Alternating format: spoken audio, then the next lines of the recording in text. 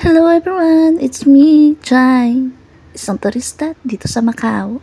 And welcome to my vlog. Another day, another lakwatsa.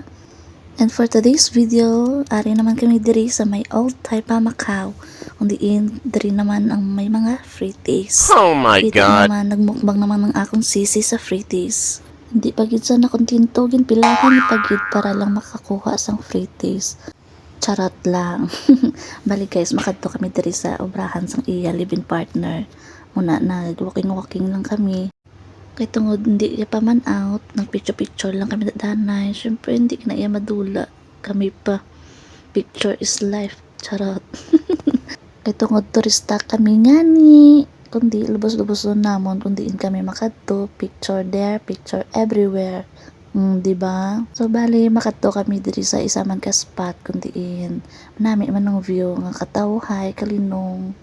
Samtang wala pa out sang iya living partner, diri lang kami anay mahulat sa iya. No choice kami, kay siya ang amon tour guide. Kundi mahulat kami, ano pa ba?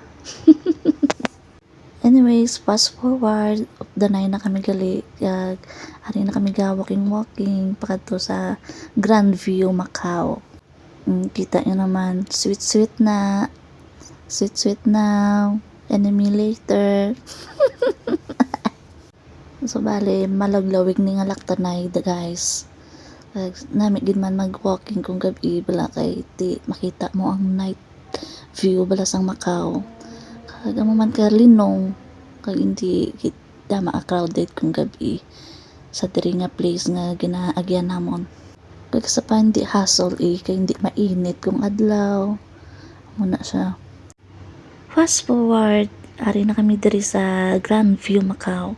And pasaka kami diri kay masakay kami sa elevator.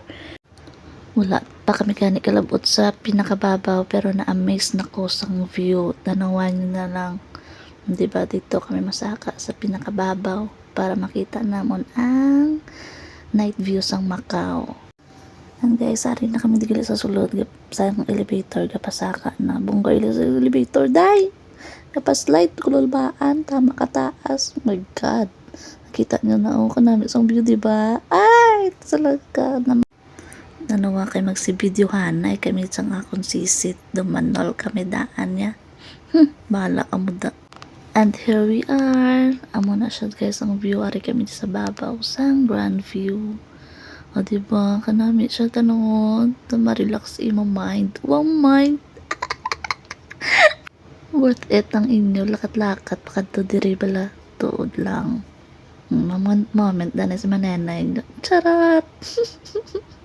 Kanami sang view guys, no, kalinong kagkatawhay. Pwede ka di kasinggit inaway. Sino mabato da? Charat! Joke lang. Pati, joke lang na iya guys. Na ano lang o na-amaze ng kuhabi kag sa simple ways bala na-appreciate mo ang isa ka mga bagay nga hindi mo makakuha, kagabi mo hindi ka da makakadto, diba? Sino akalain mo yan? Sino ka dyan? Sa 150 pesos mo kung nakalabot ka sa Macau. Mapapa-thank you Lord kagidya kati basta will ni Lord yang matuman ay pak perfect dia guys. Nakamba ko perfect guys kay sinuman may mahuna-una sa Pinas na kuya makalabot ko sa Macau kagang kwarta ko is 150 pesos din kada, diba? Kung si Lord yung makikot sa imo life kag i-surrender mo yung mga plans mo sa iya, God will provide. Amen? Amen! Kinalanta lang niya mag-trust sa mga plans ni Lord. Kaya kung aton plans damdamo na nga hassle ang matabo, pero once nga i-surrender mo kay Lord ang imong mga plans, tama ka smooth ang process sa imong life. Gani, don't worry guys, sa umpisa lang naman ang mabudlay, pero if God's will, He will. Kung gusto mo mag-try something new, try your best. Kay hindi mo man mabalaan ang result kung hindi mo pag-try, diba? So, padayon lang kag maging faithful kay Lord, kay si Lord gid na iya makahatag sang life na gusto mo, diba? Mga sa simple ways na appreciate ko ang mga naklatabo sa life ko, even sa mga bad days, good days, tanan na appreciate ko kag ginatik ko as positive ways. Kay I know di man paghihatag ni Lord sa ako na kung di ko masarangan, di ba? Because God is with me and God is with us. Kaya padayon lang sa pagtuo kag padayon lang sa pagpangamuyok.